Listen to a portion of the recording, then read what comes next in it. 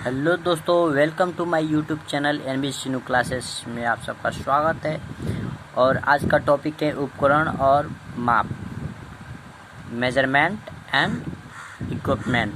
तो चलिए दोस्तों, चलते हैं अपने टॉपिक की ओर बिना देर किए हुए। तो आइए दोस्तों, ये रहे कुछ उपकरण और उनके काम, कौन से उपकरण कैसे वर्क करते हैं, कैसे काम करते हैं।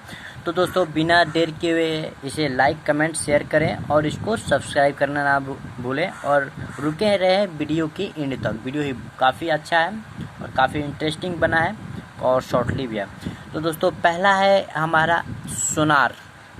सोनार होता है जो कि समुद्र की भीतर छिपी हुई वस्तुओं को पता लगाने में किसका यूज़ किया जाता है, सोनार का। उसके बाद में आता है एनीमोमीटर। एनीमोमीटर जो होता है वायु की गति मेजरमेंट करता है, मापता है।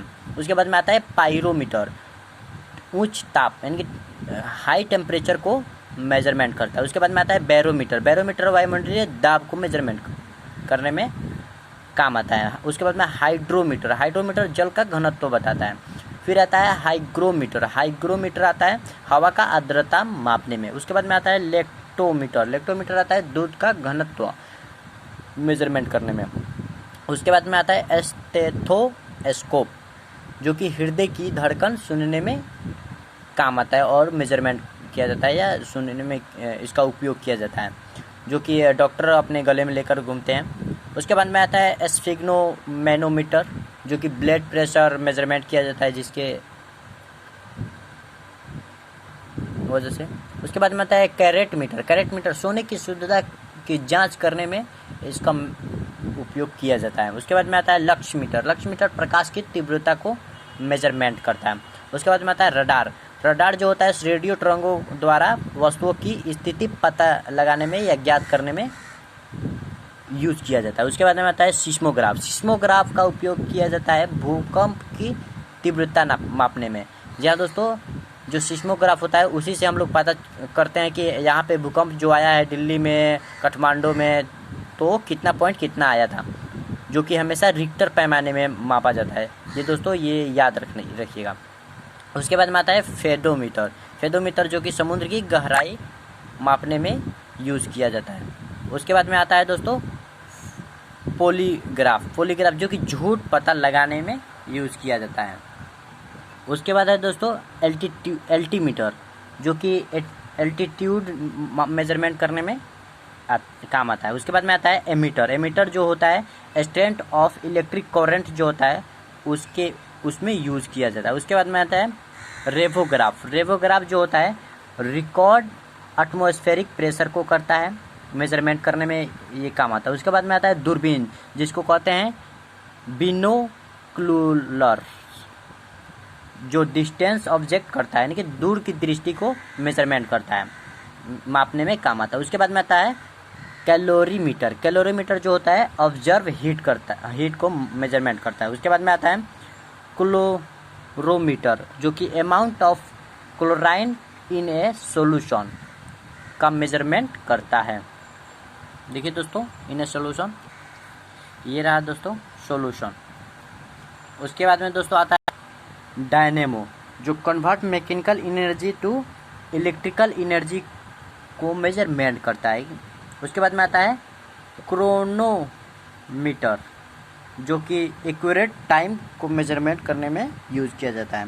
उसके बाद आता है इंडोस्कोप, जो टोटल इंटरनल मेजरमेंट करता है यानी कि आंतरिक पार्ट चेक करने में हमारी मदद करता है। उसके बाद में आता है लैक्टोमीटर, जो कि दूध की शुद्धता मापने में यूज़ किया जाता है। दोस्तों हमने पहले भी बता दिया है, ये दोबारा लिखा गया। उसके बाद आता है दोस्तों माइक्रोफोन, जो कि convert sound to electrical signal measurement करने में उपयोग किया जाता है। उसके बाद में आता है ओम मीटर। ओम मीटर जो होता है इलेक्ट्रिक रेजिस्टेंस मेजरमेंट करता है। उसके बाद में आता है pyrometer. Pyrometer high temperature measurement करने में यूज किया जाता है। उसके बाद में आता है दोस्तों रडार। रडार जो होता है रेडियो वेव्स मेजरमेंट करता है। उसके बाद में आता है दोस्तों स्पीडोमीटर, जो कि वेलोसिटी ऑफ व्हीकल्स की वेलोसिटी पता करता है, जांच करता है। उसके बाद में आता है टैचोमीटर, जो कि जहाज और शिप की स्पीड मेजरमेंट करता है, मेजरमेंट ऑफ यानी कि स्पीड ऑफ जहाज एंड शिप्स। उसके बाद में आता है थर्मोमीटर। थर्मोमीटर जो कि होता है टेम्परेचर मेजरमेंट करता है थर्मोमीटर। दोस्तों वहाँ पे पायरो जो कि हाई टेम्परेचर होता है और यहाँ पे केवल टेम्परेचर होता है, तो ये दोस्तों ये ध्यान रखना है। उसके बाद में आता है वाट मीटर जो कि पावर ऑफ इलेक्ट्रिक सर्किट का मेजरमेंट करने में यूज़ किया जाता है। उसके बाद में आता है इलेक्ट्रोकार्डियोग्राफ जो कि इलेक्ट्रिक फ्लक्चुएशन ऑफ हीट, जो समुद्र में होता है इलेक्ट्रिक फ्लक्चुएशन या और भी होता है, उनको बेसिकली समुद्र में यूज़ किया जाता है। उसके बाद में आता है hydrophone sound of under water. Water के अंदर यानी कि समुद्र के भीतर जो वाटर का साउंड होता है उसको पता लगाने में हाइड्रोफोन का यूज़ किया जाता है। उसके बाद में हाइग्रोमीटर जो होता है लेवल ऑफ ह्यूमिडिटी जो होता है उसको पता लगाने में हाइग्रोमीटर का यूज़ किया जाता है। उसके बाद में आता है एसिडोमीटर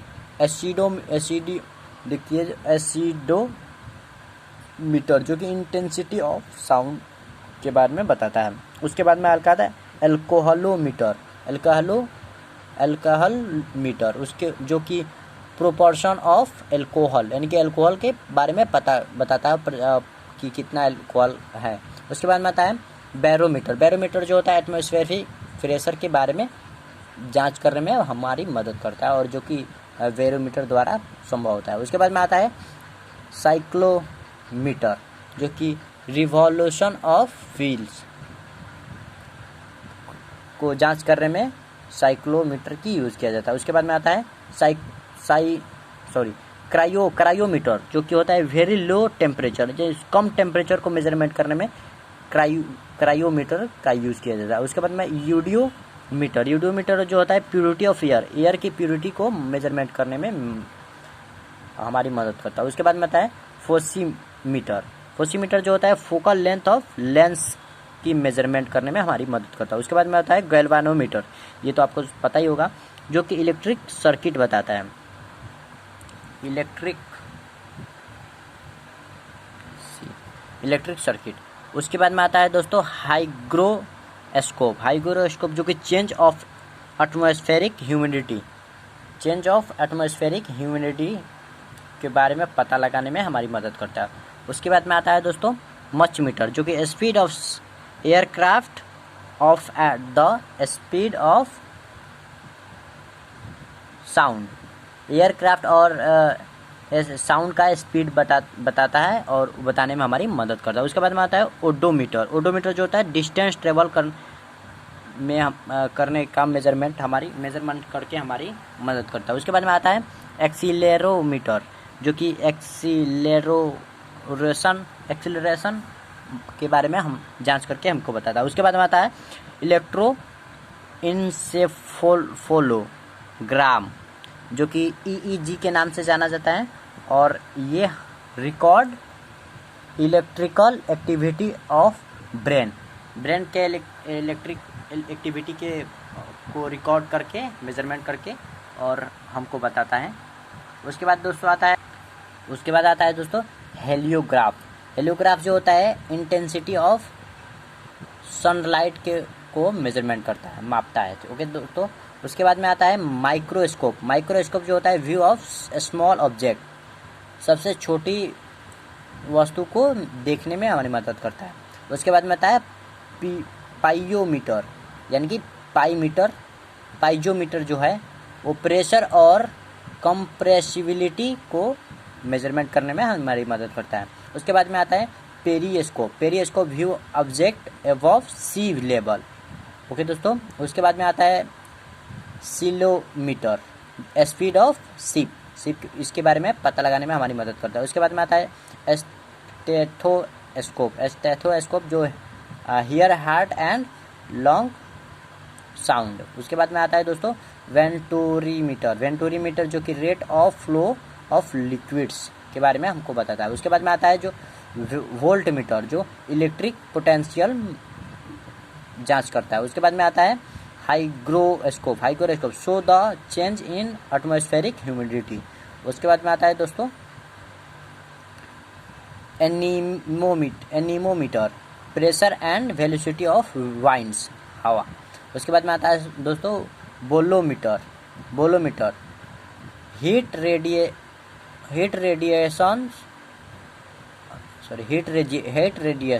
बोलोमीटर जो हीट रेडिएशन जांच करके बताता है। उसके बाद आता है कूलम्बमीटर जो कि कूलम्बमीटर इलेक्ट्रिक चार्ज को कूलम्बमीटर बताता है। उसके बाद में आता है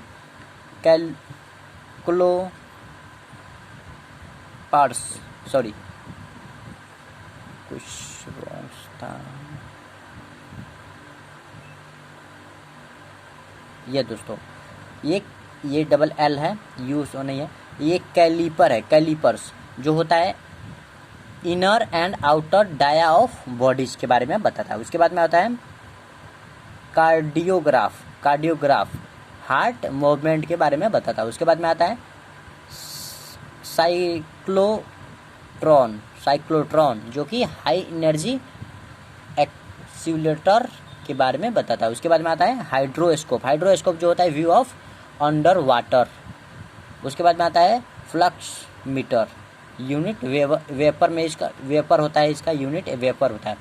मैग्नेटिक फ्लक्स। उसके बाद में आता है गैस्ट्रोस्कोप जो होता है व्यू ऑफ स्टोमच अंडर। उसके बाद में होता है दोस्तों इंसिफेलोग्राफ जो कि रिकॉर्डिंग ब्रेन इमेज को बताता है। उसके बाद में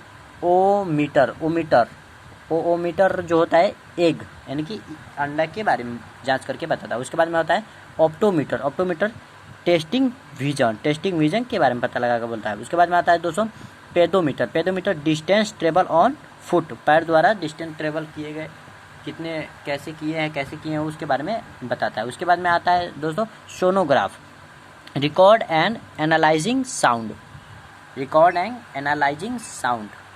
के बारे में बताता है। ये देखिए साउंड। उसके बाद में आता है दोस्तों यूडोमीटर जो कि रैनफॉल के बारे में बताता है। उसके बाद में आता है दोस्तों telescope view distance object space. उसके बाद में आता है actinometer heat power of radiation के बारे में बताता है। उसके बाद में आता है दोस्तों observation meter solubility of gases इन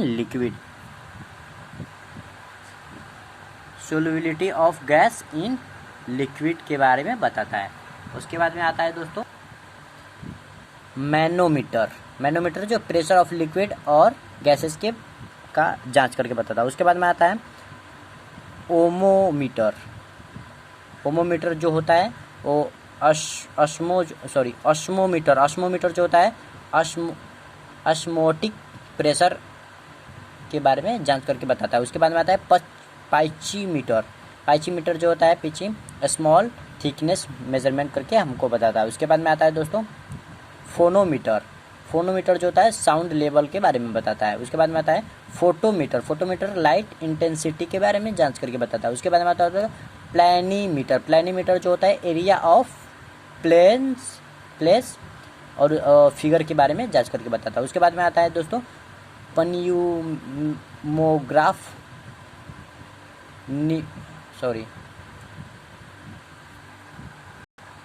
न्यूमोग्राफ जो होता है रिकॉर्डिंग